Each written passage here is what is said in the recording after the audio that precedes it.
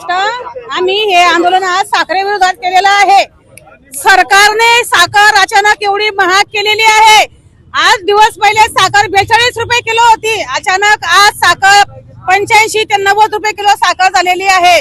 गोरगरीब जनता काय करणार? आम्ही गृहिणी आहोत। रोज सकाळी उठल्यानंतर आमचे माणसं कामाला जातात, मुलं शाळेत जातात, चहा नाश्ता सगळं लागतं। नमस्कार, आज मी तुम्हाला एक खास मंगळसूत्र दाखवणार आहे।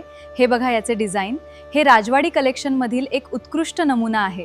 आजच आमच्या शोरूमला भेट द्या। सकाळी चहाची सुरुवात होते तर एवढी महागाई दाटलेली आहे या सरकारची, तर आम्ही साखर कुठून आणायची? एवढी स्वस्त साखर होती, आता एवढी महाग झालेली आहे, तर गृहिणी काय करणार आहेत? तुम्ही काय आंदोलन केलेलं आहे? आम्ही आज अनोखे आंदोलन केलेलं आहे की आम्ही चहा ठेवली पण साखरच नव्हती।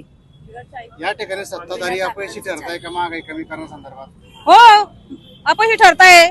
गणपती सरकार आहे, आता हे सरकार साखर कुठे गेली आमची? एवढी महाग करून टाकली तर आता हे साखर जर भावनी कमी झाला किंवा इतर वस्तूंचं भावनी जर कमी झालं तर काय करणार पुढचं? आम्ही तीव्र आंदोलन करू। अजून सगळ्या महिला, आज एवढ्या महिला आहे, आम्ही याच्यापेक्षा जास्त महिला येऊ।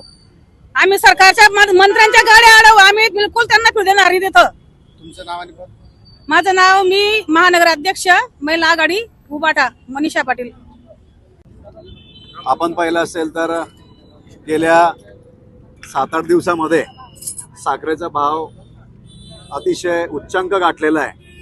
या ठिकाणी ऊसापासून साखर बनते आणि आता इथेनॉल बनवण्यासाठी त्या ऊसाचा वापर त्या ठिकाणी केला जातोय, म्हणून इकडे साखर बनवण्यासाठी ऊसाचा तुटवडा इकडे झालेला आहे आणि त्यामुळेच साखरेच्या उत्पादनामध्ये घट झाल्याने या ठिकाणी साखरेचे भाव खूप उच्चांकी या ठिकाणी गाठलेली आहे। खरं तर इथेनॉलच्या माध्यमातून आपण जर पाहिलं असेल तर जे पेट्रोल बनवलं जातं त्याच्याने वाहने देखील खराब होत आहे आणि इकडे आपण पाहिलं असेल तर साखरेचे दर देखील या ठिकाणी खूप वाढलेले आहे। गेल्या महिन्याभरापासून या ठिकाणी जे साखरेचे दर 40-42 रुपये होते ते आज या ठिकाणी 80 ते 85 रुपयापर्यंत गेलेले आहे। या अशा वेळी सर्वसामान्य जनतेच्या खिशाला जी झड पोचते किंवा सर्वसामान्य जनता जे दैनंदिन जीवनामध्ये लागणाऱ्या ज्या वस्तू आहे त्याचे दर अशा पद्धतीने जर वाढत गेले तर सर्वसामान्य जनता या ठिकाणी रस्त्यावर उतरून सरकारला जबाब विचारल्याशिवाय राहणार नाही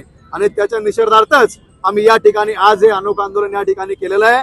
आमच्या शिवसेना उद्धव बाळासाहेब ठाकरे पक्षाच्या वतीने आपण पाहिलं असेल तर या ठिकाणी सर्व माता बंधू भगिनी, आमचे सर्व पदाधिकारी, सर्व शिवसैनिक मोठ्या संख्येने उपस्थित राहून या ठिकाणी आज आम्ही या सरकारचा निषेध म्हणून आणि साखरेचे भाव कमी झाले पाहिजे, पूर्ववत झाले पाहिजे म्हणून या ठिकाणी आज आम्ही या ठिकाणी आंदोलन केलेलं आहे। सत्ताधारी पक्ष हे सामान्य नागरिकांची गटचिपी करते असा आरोप आहे का? निश्चितच या ठिकाणी एकीकडे विकासाचे स्वप्न दाखवायचे, हे सरकार सर्वसामान्यांचं सरकार आहे असं दाखवायचं आणि या ठिकाणी जनतेची मात्र लूट करायची।